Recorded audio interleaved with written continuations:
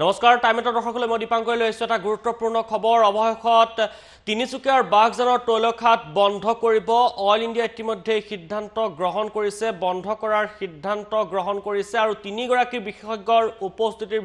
আৰু তেওঁলোকৰ পৰামৰ্শৰ ভিত্তিতে এই সিদ্ধান্ত গ্ৰহণ কৰা হৈছে আৰু তৈলখাটত গৈ আজি ইতিমধ্যে উপস্থিত আছিল তিনিগৰাকী বিশেষজ্ঞ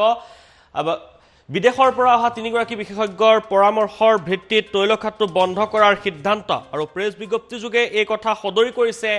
অইল ইণ্ডিয়াই সমগ্ৰ অঞ্চলটো স্বাভাৱিক অৱস্থালৈ ঘূৰাই অনাৰ প্ৰচেষ্টা অব্যাহত আছে আৰু খাটটো নিয়ন্ত্ৰণৰ বাবে কৃত্ৰিম ৱাটাৰ আমব্ৰেলা নিৰ্মাণ কৰা হৈছে আৰু পৰিৱেশৰ ওপৰত পৰিব পৰা অৱস্থাৰ বিষয়েও নিৰীক্ষণ কৰিছে সমগ্ৰ অভিযানত সহযোগ কৰিছে এনডিআৰএফৰ দলে আৰু আজি বাগজানত উপস্থিত হৈ ছিংগাপুৰ প্ৰতিষ্ঠানৰ পৰা অহা বিদেশৰ তিনি বিশেষজ্ঞ আৰু অইল আৰু ONGCৰ বিশেষজ্ঞৰ উপস্থিতিত নিৰীক্ষণ কৰিছিল সমগ্ৰ পৰিস্থিতি আৰু এপশেক ধৰি তৈলখাট বিষাক্ত গেছ নিৰ্গমন হৈ আছিল আৰু যাৰ বাবে কেইবা শতাধিক লোক আশ্ৰয় ল'ব লগা হৈছিল আশ্ৰয় শিবিৰত লগতে শিহু মৃত্যুমুখত পৰাৰ লগতে জৈৱ বৈচিত্ৰ্যলৈ ভাবুকি আহিছিল বাগজানত আৰু তাৰ পিছতে এতিয়া সেই তৈলখাট বন্ধ কৰাৰ সিদ্ধান্ত গ্ৰহণ কৰিছে অইল ইণ্ডিয়াই তিনিগৰাকী বিশেষজ্ঞৰ পৰামৰ্শৰ ভিত্তিত তৈলখাটটো বন্ধ কৰাৰ সিদ্ধান্ত লৈছে বন্ধ হ'ব তিনিচুকীয়াৰ বাগজানৰ এই তৈলখাট যি তৈলখাটৰ পৰা আজি ত্ৰয়োদশ দিনাও অব্যাহত আছে বিষাক্ত গেছ নিৰ্গত হৈ আছে আৰু তাৰ পৰিণতি স্বৰূপে ইতিমধ্যে সেই অঞ্চলত গছ-গছনি ইতিমধ্যে ধ্বংস হৈছে লগতে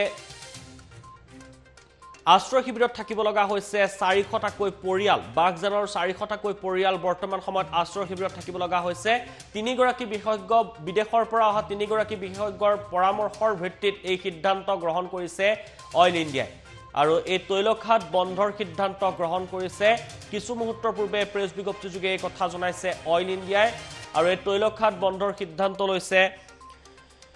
সমগ্ৰ অঞ্চলটো স্বাভাৱিক অৱস্থালৈ ঘূৰাই অনাৰ প্ৰচেষ্টা বৰ্তমান সময়তো অব্যাহত ৰাখিছে অইল ইণ্ডিয়া আৰু লগতে তিনি বিশেষজ্ঞৰ উপস্থিতিত বৰ্তমান সময়ত অব্যাহত ৰাখিছে আৰু এই অভিযান কালত এনডিআৰএফেও সহযোগিতা অব্যাহত ৰাখিছে সমগ্ৰ অভিযানত সহযোগ কৰিছে এনডিআৰএফৰ দলে আৰু ইতিমধ্যে অইল আৰু ONGCৰ বিশেষজ্ঞৰ উপস্থিতিত সমগ্ৰ পৰিস্থিতিৰ পৰ্যবেক্ষণ কৰি আছে বৰ্তমান সময়ত তিনি বিশেষজ্ঞই আৰু তিনি বিশেষজ্ঞৰ পৰামৰ্শৰ ভিত্তিত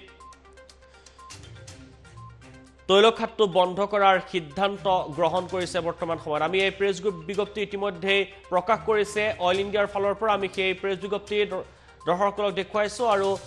কিছু মুহূৰ্তৰ পূৰ্বে এই সিদ্ধান্ত গ্ৰহণ কৰিছে বাগজানৰ তৈলখাট বন্ধৰ সিদ্ধান্ত গ্ৰহণ কৰিছে অইল ইণ্ডিয়াই বিদেশৰ পৰা অহা তিনিগৰাকী বিশেষজ্ঞৰ পৰামৰ্শৰ ভিত্তিতে এই তৈলখাট বন্ধৰ সিদ্ধান্ত গ্ৰহণ কৰা হৈছে